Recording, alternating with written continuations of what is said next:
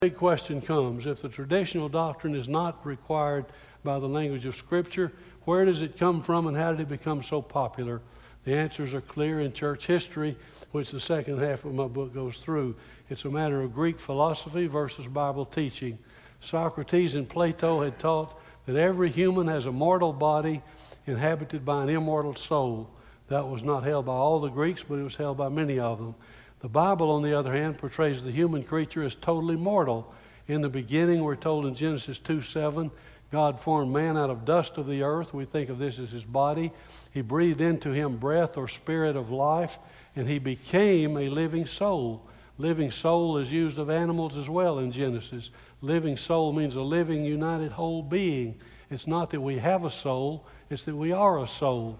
And in the King James Version, on one occasion at least, when the Assyrians are killed, when Sennacherib tries to come and God rescues them by thousands, hundreds of thousands of Assyrian soldiers dying, it says that people of Israel go out and look of Judah and behold dead souls, dead bodies, dead people. That's all the word soul means in that context.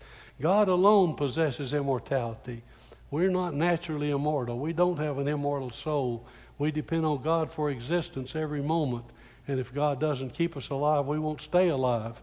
Every time the New Testament speaks of human beings immortal, three things are always true and three things are never true. First of all, it's always speaking of the saved. It's never speaking of the lost. There's not any passage in the New Testament that uses the word immortal or immortality of lost people, always the saved. Secondly, it's always the whole person, never a disembodied soul or spirit. And third, it's always in the resurrection, never something that happened at creation or that happens in this life. So we go to the Apostolic Fathers, and now we're going to take a whirlwind tour through church history and wind this thing up, and you'll say, well, we're through. I couldn't think of a good word to put in that last blank. We hear first from the Apostolic Fathers. These are the people who lived after the apostles, but many of whom were taught by the apostles. When they speak of the end of the wicked in books like the Didache, Barnabas, Ignatius, and Clement, they talk about a fire that consumes. They use language which to me is clearly talking about annihilation. The traditionalist writers say they use language which is clearly talking about eternal torment. That's because when we read the Bible with different interpretations. They stuck to biblical language, so whatever you think the Bible teaches is what you think they teach. But of course I'm right. I think. The other guys think I'm not. Then we hear from the apologists. They come in the century following the Apostolic Fathers, and these are men like Athenagoras and Tertullian. These are converted Greek philosophers who bring with them into the church the Greek doctrine of the immortality of the soul.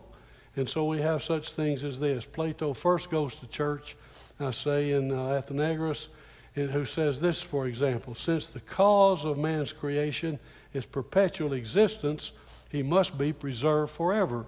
And he reasons philosophically that all human beings must live forever in eternity because that's what God made us for.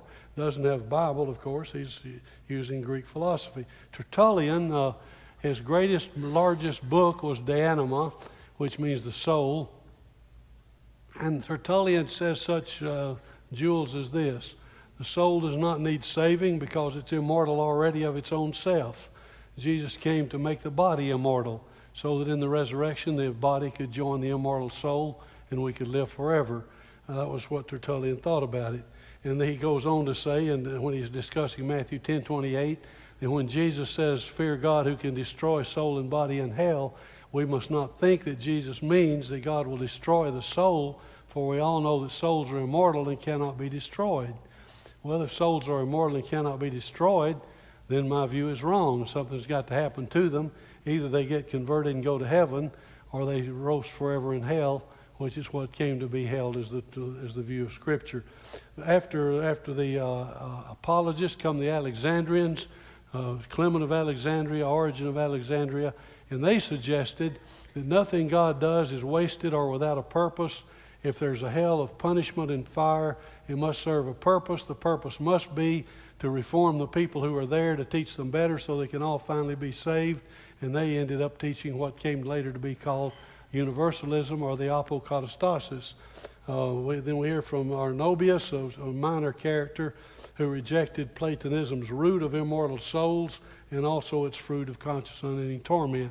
Sometimes traditionalist authors say Arnobius was the first person to teach annihilationism. That's not true, but he was the first to teach it on the basis of thoroughly rejecting Platonism in all of its parts. Then we have the great St. Augustine. His book, City of God, has one large section called Book 21, which is devoted to this subject. I have a whole chapter on that in my book. Let's just say this about it. He endorsed Tertullian's view of eternal torment, and when Augustine said he agreed with it, that kind of said that's what's going to be orthodoxy for the next 1,000 years.